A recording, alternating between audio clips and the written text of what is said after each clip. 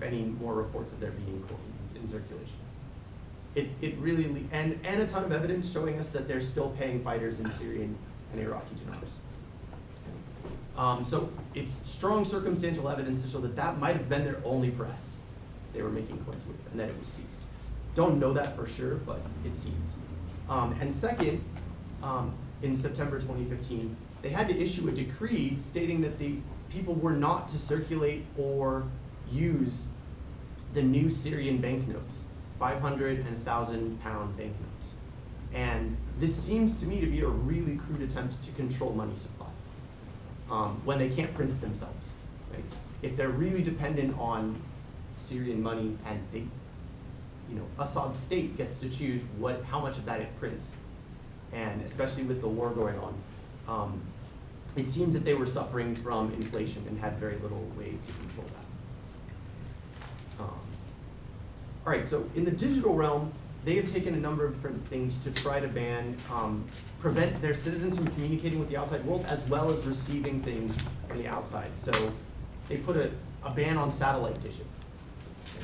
You could not have one. And this one came from Raqqa, but it explicitly says that it applies to all territories. This is a photo that Reuters took near Mosul, actually, where a ton of these seized satellite dishes had just been thrown in this room. It looks to be a mosque prayer room, but I'm not sure. And they're just massive mess there. ISIS attempted to cut mobile telecommunications networks in Mosul, and again, they shot themselves in the foot because they interrupted this key card system. I have a little image here from its promotional materials in the bottom. This is a common way that Iraqis move money. And this is the way many people are paid. And their attempts to shut down communication networks killed this whole thing. And actually, many people had to go into a kind of black market economy outside the city.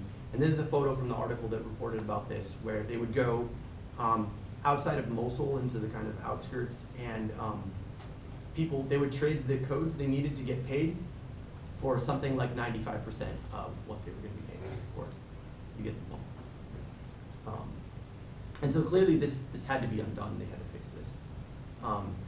They issued a ban on GPS devices and specifically on Apple products. And in this decree, they announced fear of airstrikes and being targeted through GPS as the reason why they did this. And so it's not widely known, but a lot of the technologies that Edward Snowden exposed to the world in 2013 were a huge part of the second half of the Iraq War in targeting insurgents, especially Al-Qaeda, where they would track people's cell phones and they would assassinate them. And that has continued into the drone program that the current president is running, but it nearly wiped out their group at that time in 2009, 2010, and the leadership that survived were the ones who learned how to communicate and do everything they needed to do off digital networks, right? And so it's a form of natural selection in a way now, because the ones who run things now already had to survive that process and know how to get around it. Many of the new recruits who come don't get it, and they have to be told, and this is part of the kind of thing, like, you can't just use your phone, right? They will find you. They have trouble monitoring people using the internet when they don't shut it down. So clearly they reinstate it, but then they have all kinds of problems monitoring who's using it. So they issued this decree stating that internet cafes must log the ID and any of the usernames this person uses while they're there, and it must submit this list to the government. How effective that is, I have no idea. But there was a similar decree issued in Raqqa to internet cafes.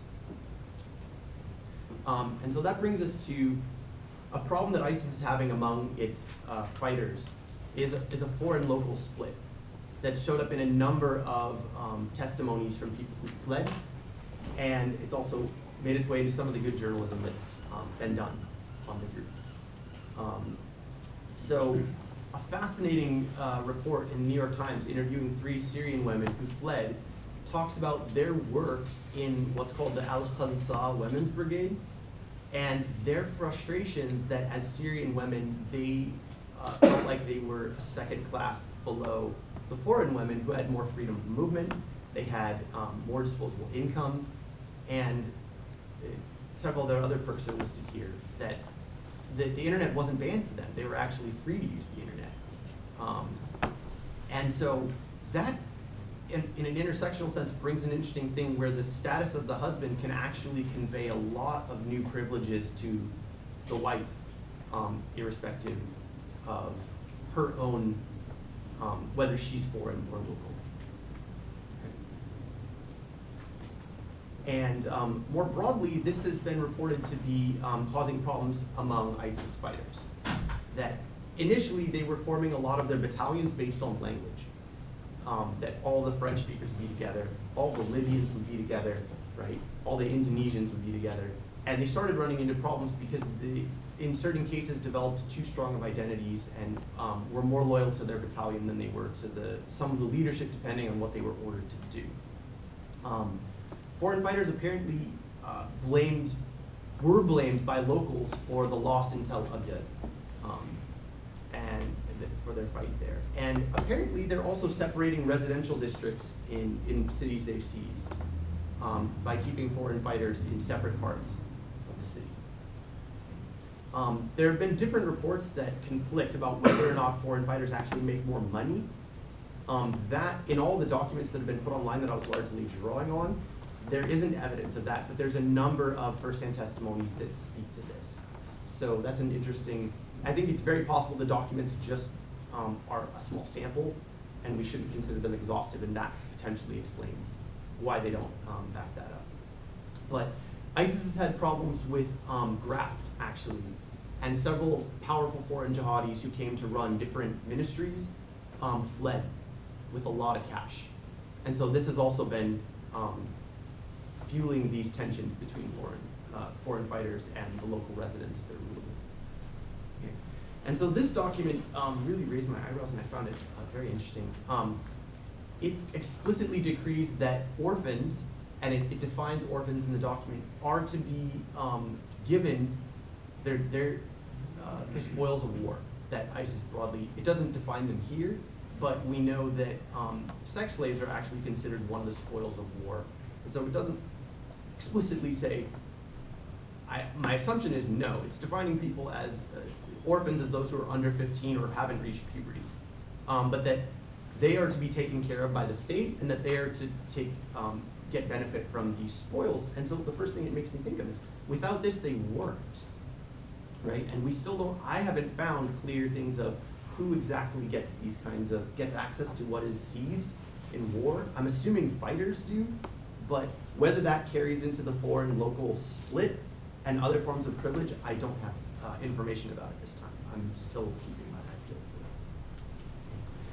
that. So, bringing this to a close, I have 4 main takeaway points. The first being that this is a permanently incomplete state, right? Especially looking at the way it is constantly fighting just to keep its circulation networks going. It is unable to print its own currencies effectively, as we saw, that can be exchanged in global markets. And likewise, they can't make their own passports that will actually help their citizens travel anywhere. So in those two senses, it's permanently delimited. It cannot be recognized on an international scale. Nor can it really manage an economy. It's permanently dependent on economic policy set by others. Instead of thinking of it as a state, I think they certainly want to be a state.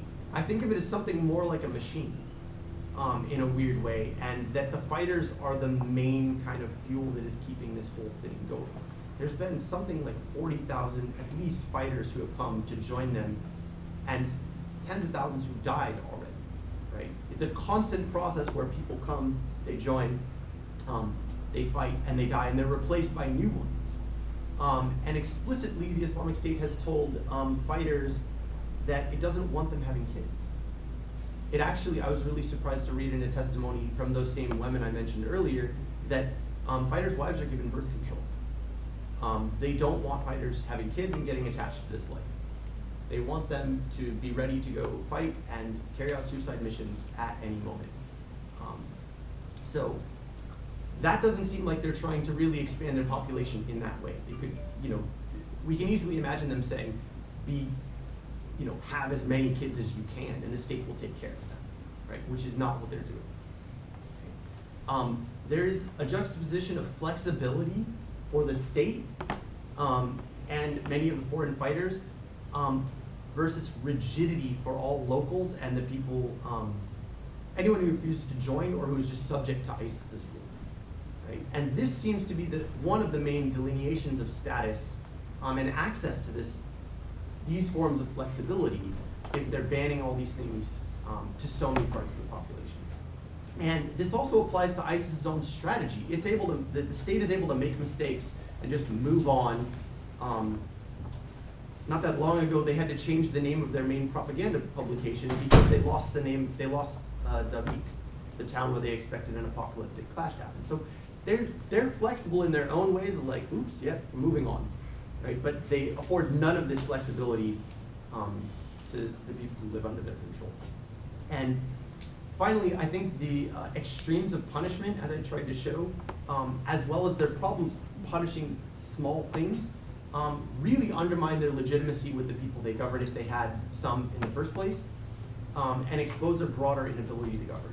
They're really good at making sure people don't cut their beards, at making sure women wear specific forms of clothing, at banning singing, things like this, but it's much, much harder for them to provide adequate medical service, to run good schools.